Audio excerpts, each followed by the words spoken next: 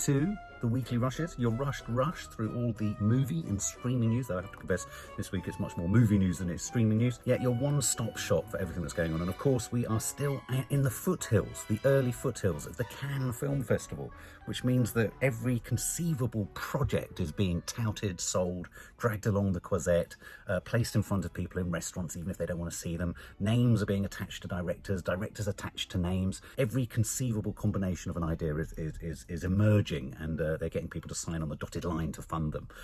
But before we go to some of the kind of big, exciting deals or potential projects, and I have to stress the whole thing about the Cannes Film Festival is it's always potential projects, because of course, you know, there's a long way to go from idea to pitch to actually shooting the bloody thing and getting everyone, you know, everyone aligned, getting all your ducks lined up in the right way. The first story is a really weird one. Cary Fukunaga. He was one of the creative forces behind True Detective series, with which started with the Woody Harrelson, Matthew McConaughey series. I thought it was brilliantly made, brilliantly directed, very tight, very taut. If you haven't seen it, check it out, True Detective. Cary Fukunaga was brought in on No Time to Die as a replacement to Danny Boyle, who was directing Daniel Craig in his last outing as James Bond. Well, a story broke at the beginning of last week, which seems to have been sort of shunted and pushed down the pecking order, the news order. And the headline is this, that allegedly the Bond director, Cary Fukunaga, has been branded by numerous women as a sex pest. Now, no one's brought charges against him. No one's actually, trying to charge him with a criminal act or anything like that. So 3 actresses have accused Cary Fukunaga of being what they call a sexual predator. Rachel Wimberg is one of the ladies, and she said that he went about trying to pressurize her into a romantic relationship years ago. Another woman, Kaylin Loesch, I think, is described how a private screening of No Time to Die in his New York penthouse, he kind of pushed himself on her, dragged her on top of him, put his hand up her skirt, and she didn't know what to do. She kind of climbed off him, and there was someone else in the room too. She also talked about how her and another woman were invited to drop acid and take Molly, which is LSD and ecstasy, kind of MDMA, the next weekend in New York. And so, you know, again, there's been no comment from Cary Fukunaga's team. It's going to be interesting to see how the Bond machine, which is currently looking for the, casting the next James Bond, No Time to Die was a huge success.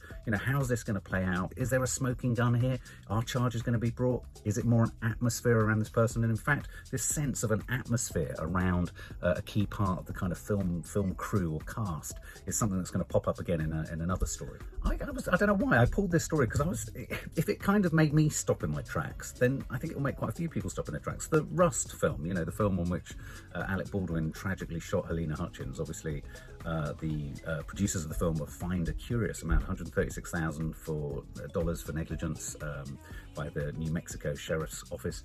The Rust producer, one of the producers of the film, Rust, has claimed that he's confident, or they're confident, that they'll be able to finish the film.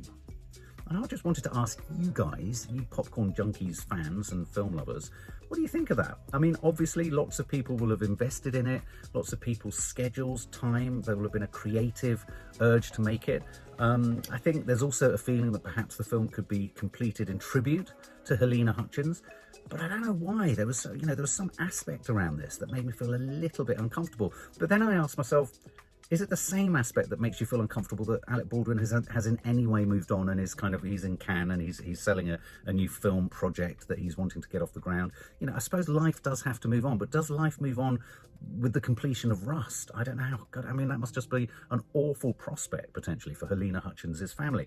Subsequent to this initial statement, there was a corrective statement issued which says, "My statement that I was confident the film could be completed was my optimism and not necessarily an actual plan. Many of those who were involved hope to honour Helena by completing her last work, but at this point, I stress it's just hope." So going back to this idea that, members of a crew, or men specifically, men who are actors or directors or whatever, not necessarily doing anything illegal, but creating an atmosphere of threat, an atmosphere of inappropriate behaviour, misogynistic attitudes, all this kind of stuff. Well, as I reported last week, Frank Langella, who was fired from The Fall of the House of Usher for inappropriate behaviour, he issued a statement saying that he's been overly punished, that it was a misunderstanding across generations, explanations of what he believed, how he believed a sex scene should have been conducted. He placed his hand in a certain place, not because he was a prurient old man, but because it made more sense for the logic of the scene and all that kind of stuff. Well, some people in Hollywood have come out supporting him in his kind of explanation as to, you know, how he was fired unceremoniously without any chance to defend himself or explain. But Deadline, the online sort of Hollywood Reporter site, has spoken to numerous members of the production team on the Netflix show, and they've kind of interviewed people and talked to people, and their sort of cross corroboration has gone on, suggesting that there was far more to this story than first met the eye. Which, to be honest with you, when I was telling Nadia about it, she said, I'm sure there were many other aspects to this other than just the scene where he put his hand on someone's leg. Here's some quote. One person on the set said this: there was a general sense of toxicity that followed him around. A lot of the cast and crew were very uncomfortable around Frank from the beginning. Just an impression, just a sense, just a feeling. But is that necessarily a fireable offence? This is, you know, curious. One scene involved a discussion about a character that had gone to the bar. Frank added during the blocking, which is setting out the shots that they're going to do, their positionings and all that. And then he said this, and then she took all her clothes and fucked the whole bar in front of the crew. There was no joke to set it up. It was just a thing he said, almost for the shock value. Langella also allegedly inquired about the body makeup applied on an actor, asking whether the makeup extended, because it was badly burnt, sort of visual effects makeup. And he asked, does the makeup extend to your genitalia? If the fire had burnt your dick, he asked. It was grossly inappropriate, someone else said. There was another crude sex joke that Langella told multiple times, apparently, about elderly people in a care home who dumps an elderly person who dumps his girlfriend because she's got Parkinson's, and her handshakes when she is holding his penis. I mean, this is utterly inappropriate and horrible. And another quote by someone else in the crew said, actors would request sometimes that additional people be on set with them if they would share a scene with him, including people who requested an intimacy coordinator, even if a scene did not seem too intimate. So I think what you're getting there is a distinct sense of discomfort around him. All those kind of incidents are totally inappropriate. Is it a generational thing? I don't think so. I think apparently when he wrote his memoirs, he was very keen to talk about his various conquests and fraternizing with the opposite sex. So I think he clearly has issues. But once again, is that sufficient to fire someone? It's a curious case. Which brings us to some of the deals that are being cracked. Some of these are happening at the Cannes Film Festival, some of them aren't. But the first one I wanted to talk about is Ariana DeBose, hot off having won Best Supporting Actress for her part in West Side Story, and she was by far the best thing in West Side Story. And Jennifer Jason Leigh, one of the weirdest, batshit craziest actresses I know. If you want a taste of Jennifer Jason Leigh, obviously Single White Female is one of her most famous roles, but check her out in Quentin Tarantino's The Hateful Eight. She's quite something. Well, they're both being brought together in Chris Pine, the actor Chris Pine's directorial debut, and this film is called Pullman. He's also in it. He's in it playing what they call a hapless dreamer and a would-be philosopher who spends his days looking after the pool of an apartment in sunny Los Angeles. The story kind of pivots around him uncovering what appears to be a sort of water heist. Like there's some heist. It's like a heist movie, but around water. And Chris Pine plays this character who essentially uncovers this heist plan and tries to rescue his beloved town, Tinseltown of Hollywood.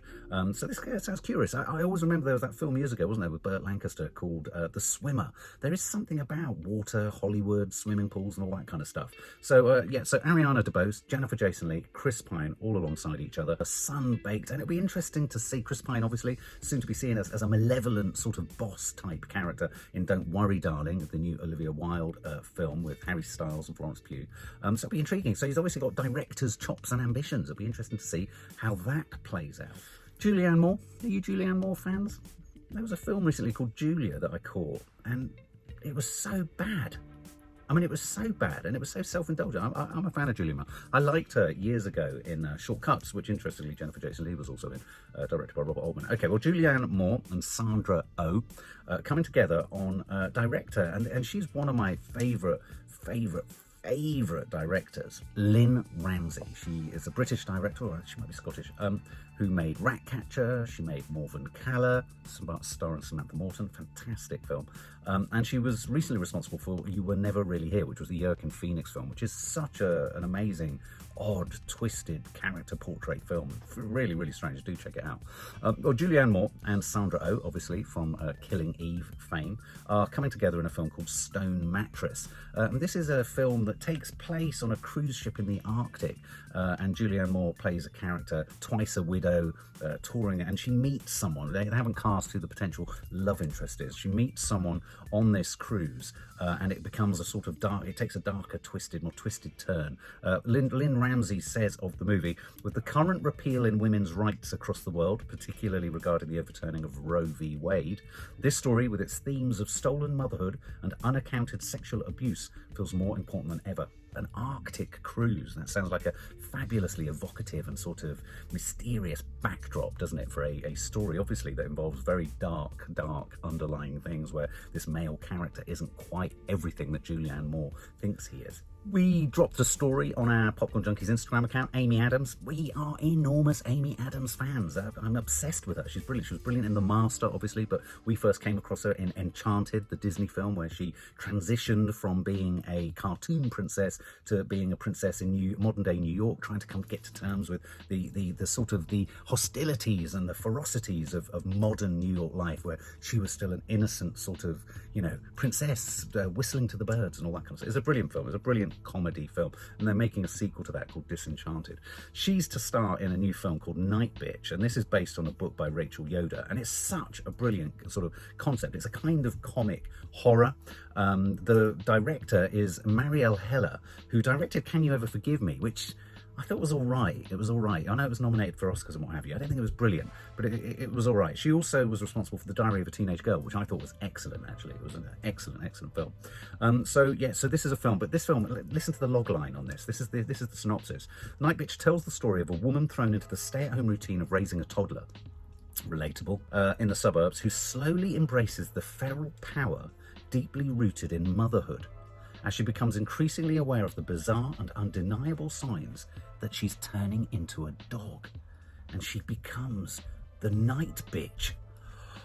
I think Amy Adams will do that really well. And what I love about Amy Adams is she has this veneer of sort of innocence and sort of sweetness, and yet you feel that beneath there's an absolutely batshit crazy lunatic hiding away. Margot Robbie's getting mentioned everywhere, and she's getting mentioned in the Johnny Depp Amber Heard trial. She's in one incarnation or new incarnation of the Pirates of the Caribbean franchise. What do you think about that? Margot Robbie for a sort of Captain Jack Sparrow, or Captain, I don't know, Jackie Sparrow, maybe? I don't know. Margot Robbie and director Jay Roach are planning a new outing for Ocean's 11. They're going to kind of revisit the source material, the Rat Pack, that the original Ocean's 11 film revisited. The idea is that they're going to sort of, rejuvenate the franchise. There've been 4 films. I've never enjoyed any of them. They tried to reboot it with Ocean's 8, starring Sandra Bullock and Cate Blanchett. I thought that was an absolute catastrophe. It kind of reminded me of the awful outing, sadly the awful outing, not because of, the all-female Ghostbusters film. Yeah, this could be intriguing. Roach, the director, directed Robbie in Bombshell, for which she received an Oscar nomination. Yeah, heists. We've had a water heist, and now we're going back to good old-fashioned heists. Are you a heist movie fan? Interesting to see this news story. It didn't really hit the main headlines anywhere, but the composer Vangelis died at the age of 79, and he'll be you'll know him best for his music for Chariots of Fire, which was an absolute, that music to this day just gets repeatedly used and is symbolic of slow motion running and almost slow motion anything. But for me, his soundtrack was absolutely one of the critically defining features of Ridley Scott's Blade Runner. It created a soundscape that just amplified the incredible detail to that futuristic Los Angeles that Ridley Scott and his production team managed to create. And so sadly, he's passed away. He's passed away at the age of 79. What's your take, guys, on this actor? I always want to like him more. I find him unobjectionable. I just want to like him more, but I always feel that I step towards him and he doesn't quite give me what I'm after. Ryan Gosling, he's soon to be seen as Ken in Barbie. And I don't want to be rude, but I do feel that Ryan Gosling, he's quite blank expression. In every part he's in, he almost has the same sort of blank expression. I know he was very good in Drive, but I don't know, there's something about him. La La Land, he was quite, I don't know, so he might suit Ken. He's kind of a good actor for Ken, because he's kind of got quite a blank expression a lot of the time. Well, Ryan Gosling is revisiting an old TV series kind of territory, but they're turning it into a movie. And this is The Fall Guy. I don't know if you remember The Fall Guy in the 80s, starring Lee Majors, he of the $1 Million Man. He was a stuntman, and as a sidebar, as a sideline, he also worked as a bounty hunter / sort of detective, kind of, solving crimes and doing all that kind of stuff. This is a movie adaptation of The Fall Guy. So Ryan Gosling to play a stuntman who kind of becomes a bit of a detective. Now, at first I thought, okay, Ryan Gosling, stuntmen. I've never been particularly excited about stories around stuntmen. But this is directed by David Leitch. And David Leitch, obviously, Deadpool 2. His new film is, of course, Bullet Train, for which the trailer we reacted to. That looks incredibly promising. Fast action, surreal sense of humour, slapstick, all that kind of stuff in there. That suddenly made me think, oh, well, maybe this could be interesting. But I do sometimes worry that, does Ryan Gosling have the range to bring comedy to something? Is there light and shade in him? I don't know. The original series, I don't know if you remember, it ran between 1981 and 1986. There have been talks of trying to get this project off the ground before, I think with Dwayne "The Rock" Johnson back in 2013. But yeah, I think David Leitch, for me, is the thing that makes this possibly a project that's worth watching. A couple of Star Wars stories. Sorry if you're not a Star Wars fan, but I am. Rian Johnson, the guy who directed The Last Jedi. Lots of people are very happy with him. Well, anyway, there was talk around the time, I don't even remember, of Kathleen Kennedy, the head of Lucasfilm, saying that he was making a trilogy. And there was a huge backlash of fury from many fans. And I have to confess, I too thought he made a spectacularly disastrous job of The Last Jedi. Well, he's moved on to make Knives Out. There are 2 more Knives Out films being made, starring Daniel Craig, costing gazillions of pounds and dollars and what have you. And so he's very busy, which has allowed Kathleen Kennedy to come out and say he's unbelievably busy. We don't know when his trilogy, he was going to make an entire trilogy, Rian Johnson, of Star Wars films. So I personally think it ain't going to happen, and I don't think that's a bad thing. I think this is Kathleen Kennedy pushing it, knocking it into the long grass, kicking the can to the end of the road, taking out a lightsaber and chopping it in half. I don't want him anywhere near Star Wars again. I think he made a spectacularly disastrous job of it, which suggests if his trilogy isn't happening, it looks like Taika Waititi, soon to be seen with Thor, Thunder and Love, or something, the new Marvel Thor film. Taika Waititi, brilliant director. Jojo Rabbit, very funny. What They Do in the Shadows, the movie, check it out. It's very funny. So, new Taika Waititi film could be the first one that's coming out. And then there's Patty Jenkins's Rogue Squadron. Now, that hasn't been scheduled into any dates or anything like that. Patty Jenkins, obviously, the director of Wonder Woman. So, although it's not been cancelled of Johnson's trilogy, I think they're trying to shift their focus over. I still personally think they need to do a follow-up to Solo. I thought Solo was much better than a lot of people said. I thought Solo, of all the films they made, was the closest in sort of spirit to the original Star Wars films. But this other Star Wars story, John Watts, the director of Spider-Man Homecoming and Spider-Man Far From Home, Spider-Man No Way Home, I must have exhausted him making all of those huge successes. No Way Home becoming, I think, one of the third highest grossing film in the world, or in America, or something like that. There's talk of him doing or making a new Amblin style. Amblin is the production company that Steven Spielberg set up behind The Goonies, behind Back to the Future, all that sort of stuff, E.T.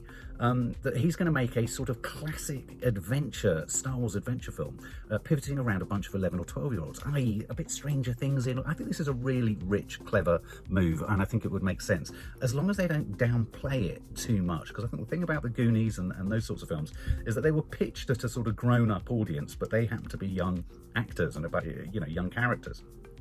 I think this could really work. Internally at Lucasfilms, they're saying that this project is codenamed Grammar Rodeo, which apparently is a reference to a Simpsons episode in which Bart, Nelson and Martin rent a car with a fake ID and drive it to the World's Fair. One of the things that people forget about George Lucas, he was a huge fan of cars. He made American Graffiti before he made Star Wars. When he was younger, he nearly died in a car crash. The road cars, races, all that kind of stuff was a major part of him. So for him, some of the sequences that he was most passionate about in Star Wars were all the kind of X-Wing fighters flying around, those strange sort of little kind of buggies that were flying around in some of the prequel movies. He went to great lengths to get those right. The sand speeders, if you think of Luke's sand speeder and all that kind of stuff. He's into vehicles, he's into engines, he's into speed. And so could this be could the the code name for this be a suggestion that this might be a bunch of youngsters that essentially joyride some X-Wing fighters or something. I think it'd be really nice to have something that's battered. It's something that's kind of, it's set in the wake of Return of the Jedi, so it has that sort of 80s feel.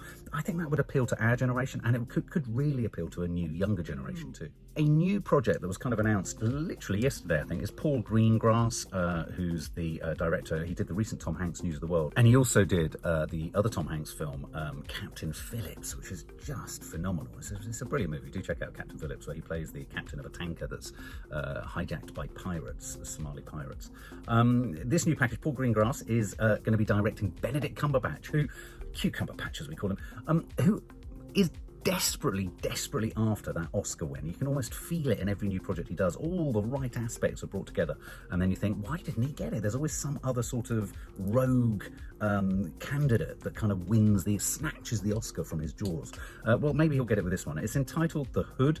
It's about a peasant farmer revolt in the UK. It's being billed as potentially Britain's answer to, or England's answer, historic answer to Braveheart or Gladiator. It's a period drama, and he'll play a farmer who becomes the leader of a revolt, a sort of peasants' revolt in the UK, and it's called The Hood. I don't know whether it's kind of Robin Hood, The Hood. I don't know. And obviously, Cumberbatch coming off the back of The Power of the Dog. I think I think this could suit him. And so, a peasants' revolt in England. I think that's rich pickings, especially if it's given a very cinematic treatment and isn't given a really dry, dour, grey British television treatment. Let's go Hollywood here. Let's go Hollywood. Any fans of Parasite, the movie that won Best Oscar, the Korean movie directed by Bong Joon-ho? Well, he's just announced the package for his new film, and what a cast! I mean, not surprisingly. I mean, Parasite completely rocked the world. It's complex, it's clever, it was intelligent and popular, which is that wonderful conflation of you can make intelligent films that are also popular too. This new project is called Mickey 7. It's based on a book by Edward Ashton, and it's some of the actors he's lined up for this: Toni Collette, Mark Ruffalo, Naomi Ackie, and Robert Pattinson are all to star. And let me just read you the kind of the synopsis of the book. This sounds great, because don't forget, Parasite is he's done quite a few sort of sci-fi films, Bong Joon-ho. He did Snowpiercer, that was then spun off into a sort of Netflix series that we watched. I wasn't particularly impressed with that. But here's the synopsis of this. It follows Mickey 7, who's an expendable, a disposable employee on a human expedition sent to colonize an ice world. Whenever there's a mission that's too dangerous, even suicidal, the crew always turns to Mickey. After one iteration of Mickey dies, a new body is regenerated with most of his memories intact. After 6 deaths, thus Mickey 7 understands the terms of his deal. And it's not a particularly nice deal, and why it was the only colonial position unfilled when he took it. Oh, it's about underclass, it's about upper class, it's about disposability, it's about who decides who can sort of keep taking this repetitive death and repetitive life. Futuristic, but psychological, psychoanalytical, it's going to be existential and philosophical. I like the sound of that, and I'm presuming that Robert Pattinson takes on the lead role for that film. Which brings us to Films of the Week, and there are 2 films out this week that I think are notable and worth our attention. One is Benediction, directed by the British, I'm going to call him an auteur, because he is an auteur, Terence Davies. I first came across him years ago with Distant Voices Still Lives. He's an incredibly poetic, elegiac filmmaker. He makes really sort of contemplative, often there's song, often there's poetry, often there's kind of photography. He makes poetry rather than films. And this is a film, Benediction, all about Siegfried Sassoon. So you can rest assured there'll be the telling of Siegfried Sassoon's story, but as with everything that Terence Davies makes, it will be threaded through with an awful amount of autobiographical stuff too. He connects himself very much to his subject matter. So I think that will be quite intellectual, it'll be quite erudite. I think Siegfried Sassoon is always a fascinating character to home in. On World War I, very emotional, his poetry always sensational. So I think if you fancy quite a sort of thought-provoking, quite a tender, quite a moving, but probably quite a sort of cerebral kind of movie, then Benediction is out. But the film that I'm going to go and see this week is The Innocence, which is a Nordic, well, you want to say horror. I mean, all the previews that come out are sort of saying it's horror, but it's more that it's unsettling. It's set in a tower block complex near Oslo. A young girl stumbles across a boy who can make objects fly through the woods. Then that boy becomes a little bit more sinister in what he can do. Certain reviewers have suggested that this is one of those films that will be eventually at some point given the Hollywood remake treatment. So watch this version urgently and first. So I'm going to be checking out The Innocence, and we will be reviewing that on the channel. And there you have it, this week's Weekly Rushes, a rushed rush through the weekly movie and streaming news. Share your thoughts on some of the stories, and I hope you have a wonderful, fun-packed, film-filled weekend. For more film and family fun, don't forget to click the subscribe button and make sure to click the bell to never miss an update.